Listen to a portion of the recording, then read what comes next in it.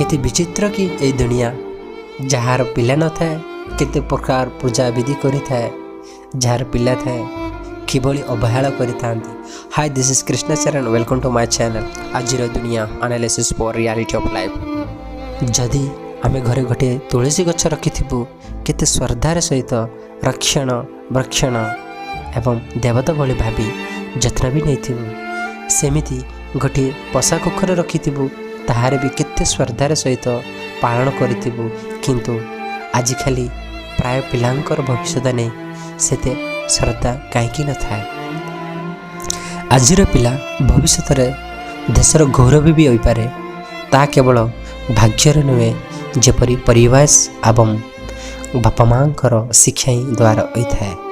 चाणक्य नीति अनुसार बाल्यकालरू युवा बयस पर्यंत जेपरी 0 ରୁ 5 वर्ष पर्यंत भरपूर्ण प्रेम स्नेहरस पिलामानंको देखिबाको पड़ी थाए। पहरे 6 वर्ष ରୁ 12 वर्ष पर्यंत कठोर निष्ठा डिसिप्लिन शिक्षा देवाको पड़ी थाए। 12 ରୁ 16 वर्ष पर्यंत तांको सांग परी रहिबाको पड़ी थाए एवं 16 ରୁ अधिक तांको अति प्रिय क्लोज फ्रेंड परी तांको सहित रहिबाको पड़ी थाए।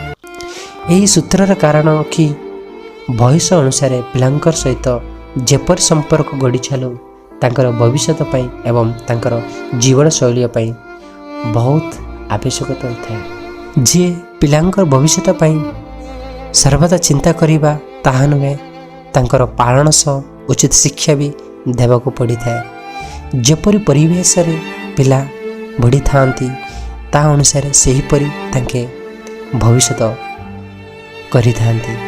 जेपरी घरर पिलर ठीक थाए सही परी घरर मजबूत भी ठीक होता है। पिलार उचित शिक्षा संस्कार व्यवहार शिक्षा न थाए ताहले भविष्य भी भूल रास्तार जाई पारे। यह कहिबार उद्देश्य यह जेपरी शिक्षा पिला मानकु घरे मिली थाए सही परी भविष्य करि थांती।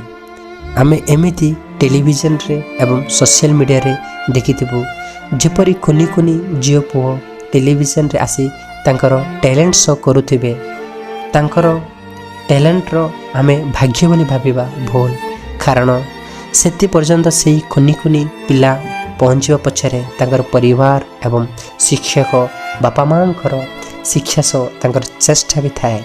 एटारे आमे जानिबा है आमर पिलांक पई किपरि शिक्षा देउछु सही परी तांकर भविष्य पई कौन चेष्टा करुछु निजे जानिबाको पड़ी थाए।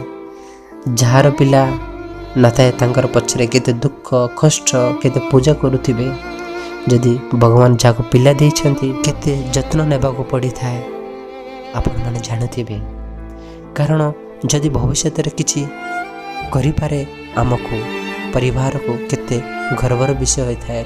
जदि किछि खराब करि थाए जन्म देथिबा बापा माँ को केते अपमान एवं दुखर कारण भी हो जाता है। यह भी एक प्रकार कर्मर फल ही कहबाकू गले कारण जी जेपरी पिलांको पालन करि थाए एवं तांकर भविष्य पई कष्ट करि थाए सही परि फल पिला माने पाई थांती। सेही कर्मर फल अनुसार परिणाम भल हो खराब शेष रे भोगिबाकू पड़ी थाए। हाय दिस इज कृष्ण चरण please do subscribe don't forget to comment and subscribe my channel. Thank you. Jai Hind.